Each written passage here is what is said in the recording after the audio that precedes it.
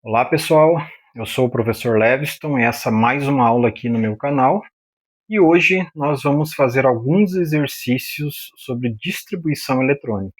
Dando continuidade então à última aula, que eu falei basicamente sobre distribuição eletrônica, hoje nós vamos focar basicamente dois exercícios sobre distribuição eletrônica com um pouco mais de tempo e um pouco mais de detalhe e com menos foco na explicação do que é distribuição eletrônica e mais como fazer a distribuição eletrônica, certo? Então, como eu fiz na aula passada, eu vou sair alguns segundos da frente do quadro para você fazer as anotações, só pausar o vídeo, anotar aquilo que você desejar anotar e depois continuar a aula, ok?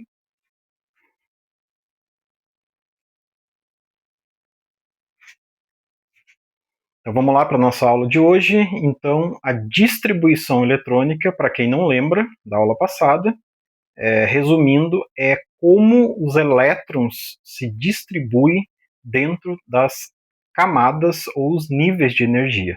Tá? Só para relembrar rapidamente aqui a gente tem um desenho, né, de como que a gente representa atualmente o átomo.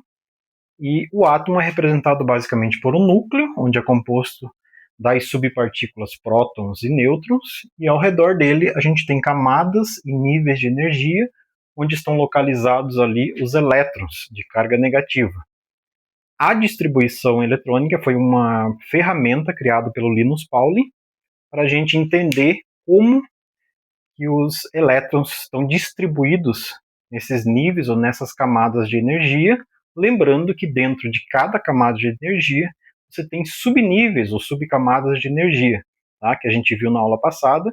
Quem não assistiu a aula sobre distribuição eletrônica, eu sugiro que pause aí o vídeo, assista a aula de distribuição eletrônica para ficar um pouco mais claro, tá? Que hoje o nosso foco é mais sobre exercícios. Então a gente tem as subcamadas S, P, D e F, certo? Então aqui está o diagrama conhecido como diagrama de Linus Pauling, que a gente utiliza basicamente essa ferramenta para saber como estão distribuídos aí os elétrons do átomo dentro das camadas ou subcamadas de energia, certo? Então vamos lá. Exercício aqui, o primeiro exercício, eu estou utilizando o átomo de enxofre, que tem 16 elétrons basicamente distribuído aí nas eletrosferas, na eletrosfera do átomo de enxofre.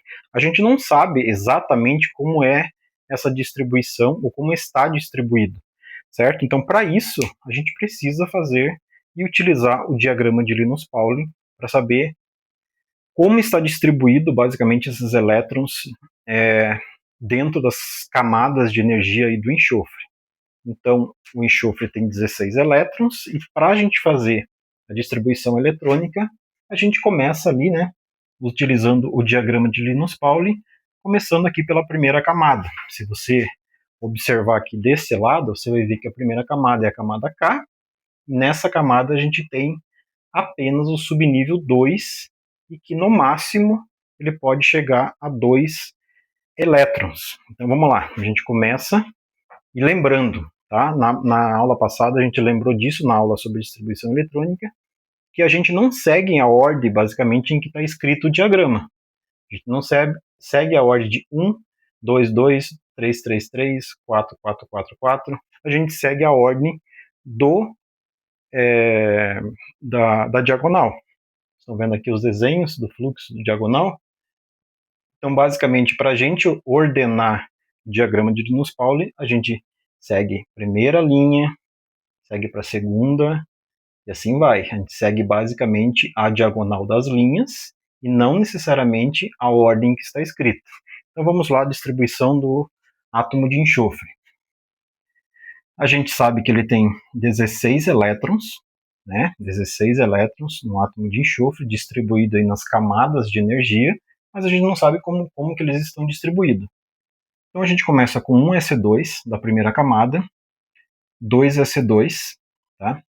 2P6, a ordem seguinte, então a gente tem 2, 4, 10. 10 de 16 elétrons que ele tem. E o próximo 3s2, né? Então a gente vai para 12 e 3p4. Alguns podem ficar na dúvida do porquê que utilizou o 3p4, tá? Então eu vou retornar aqui para a gente tentar entender. Você veja bem, um S2, né? Perceba que a ordem que está aqui no exercício é a mesma ordem que está aqui, seguindo a ordem ou processo das diagonais. Um S2, 2P6, voltando aqui, ó, 2S2, 2P6, 3S2, e o próximo, seguindo a ordem das diagonais, teria que ser 3P6. Só que se eu colocar aqui 3P6, ele vai passar, basicamente, do total de elétrons que o enxofre tem. Então, o que a gente faz? A gente diminui, né, a gente subtrai, e ele vai ficar aqui 3P4. Agora você faça a somatória novamente dos elétrons. 2, 4, 10, 12, 4, 16. Certo? A gente conseguiu saber a distribuição aqui do enxofre, que é 16, como estão distribuídos. Para a gente conseguir compreender melhor como é que fica essa distribuição dentro do átomo de enxofre, a gente pode fazer uma representação dessa forma aqui. Tá? Então veja bem, na primeira camada, que é a camada K, a gente tem 2 elétrons, certo? Você representa aqui com 2 bolinhas, né, representando os elétrons. Na segunda camada, você tem 2 elétrons mais 6, então você tem 8. Então aqui, ó, 1, 2, 3, 4, 5, 6, 7, 8, certo? E na última camada, seriam o restante que sobrou, né? 4 com 2, 6. Então, 1, 2, 3, 4. Ainda faltou? Acho que ainda faltou aqui, né? 4. Deixa eu só pegar aqui a caneta vermelha. 4. 1, 2, 3, 4, 5, 6. Agora tá certo, tá? Então, beleza. A gente fez o diagrama de Linus Pauling. A gente conseguiu definir basicamente como que eles estão distribuídos ali. E a gente agora precisa responder 2 questões aqui que eu coloquei aqui. Qual o nível mais externo? Então tá, a gente sabe que o número representa basicamente o nível, né, o nível da eletrosfera, ou a camada da eletrosfera. Então, 1, 2, 3. Então a gente tem no átomo de enxofre 3 níveis aqui, ó. E quantos elétrons eu tenho no total no último, nível mais externo? Basicamente, nesse último nível, que seria o nível 3, a gente tem 6 elétrons. Beleza? Agora, vamos fazer mais um aí para fixar sobre o vanádio. O átomo de vanádio, que o número atômico do átomo de vanádio é 23, e como a gente sabe, e a gente falou nas aulas anteriores, o número atômico, ele, quando o átomo está em estado de equilíbrio, ou ele está basicamente neutro, o número atômico, o número de prótons, é igual ao número de elétrons. Se ele tem 23 prótons, quer dizer que ele também tem 23 elétrons. Então, como é que fica a distribuição eletrônica? 1s2, 2s2, 2p6, até aqui a gente tem 10, né? 2, 4, 4 com 6, 10, 3s2, 3p6. Então aqui tem 10, 18, 4s2, 18, 20, e o último seria o 3d10. Mas veja bem o que a gente já falou no outro exercício.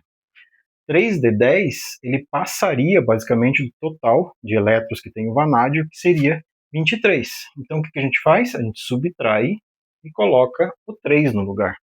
Então, somando tudo, ele fica 23. Respondendo algumas perguntas aí sobre esse átomo, tá? Primeiro, quantas camadas ele tem? Qual é a camada de valência? Qual é o subnível que ele tem? Né, o último subnível, ou os subníveis que ele tem nessa camada de valência, e o número de elétrons. Respondendo, uma camada, 2 camadas, 3 camadas, aqui ó, 3, 3 e 3, basicamente está falando da camada 3, e 4. Então ele tem basicamente 4 camadas. Repetindo para quem ainda não entendeu, o vanádio, que tem 23 elétrons nas camadas ou nos níveis de energia, distribuído, né, em 4 camadas, está distribuído esses 23 elétrons em 4 camadas.